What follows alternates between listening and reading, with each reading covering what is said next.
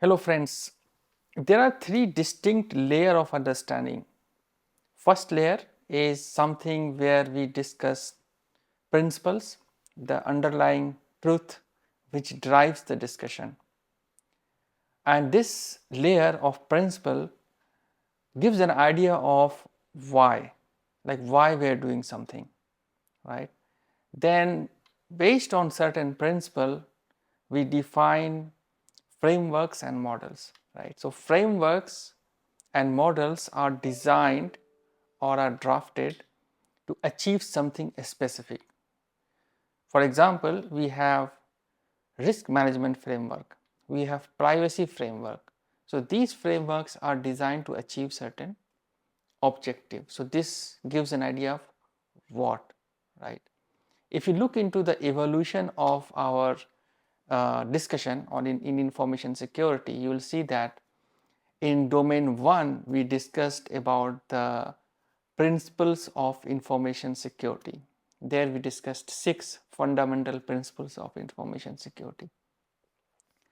Now these 6 fundamental principles of information security are used to draft or design security frameworks, and these frameworks are for different objectives, as I said, like privacy framework or risk management framework or a framework for security controls.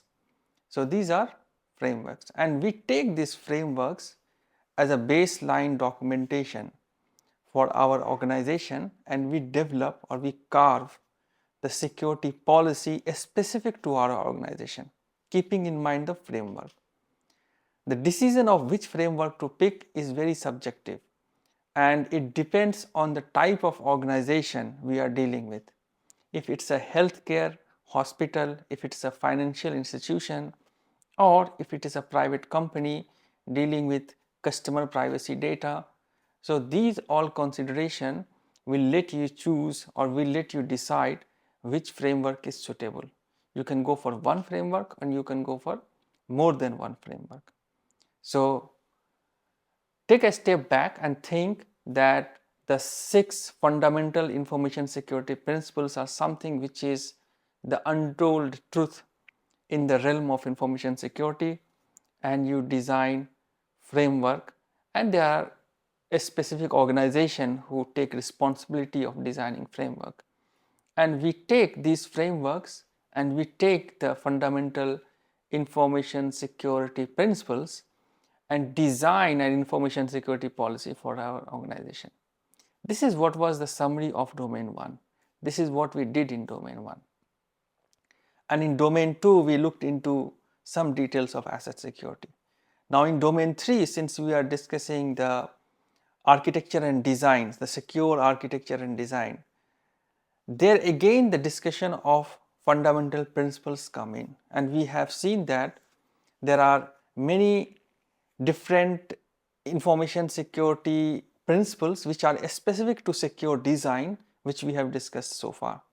So we have discussed ISO IEC 19249 and Salzer and Schroeder's design principle.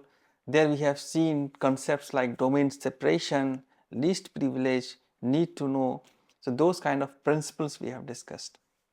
Now based on these principles, as we design the security framework in domain 1, here also we design security models.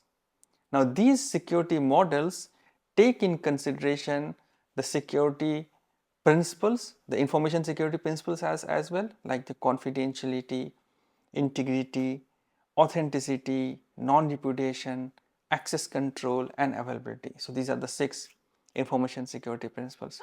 Plus it takes in consideration the design and architecture principles as well, like domain separation, least privilege, common mechanism. So those kind of principles are also used, and based on these principles we are designing what? Security models. Now security models are something which is not fully administrative in nature, I will say.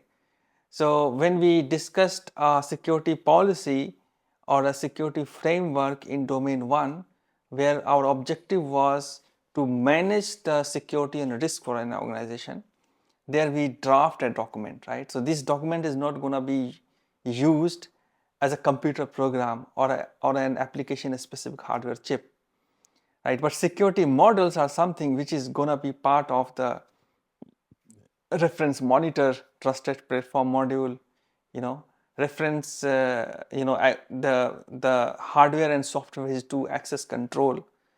So this modeling has to be done on something which can be programmed in a computer or in a chip.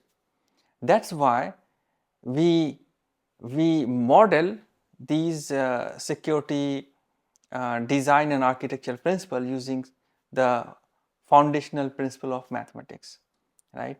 So we have got mathematical basis of bringing up a system model which is secure, right? So this is the objective of coming episodes, and we will be looking into how we can use mathematics and how you can use the concepts of specifically discrete mathematics in designing secure models which can be used into secure design and architecture. Stay tuned. Thanks for watching the video and best of luck for your CISSP exams.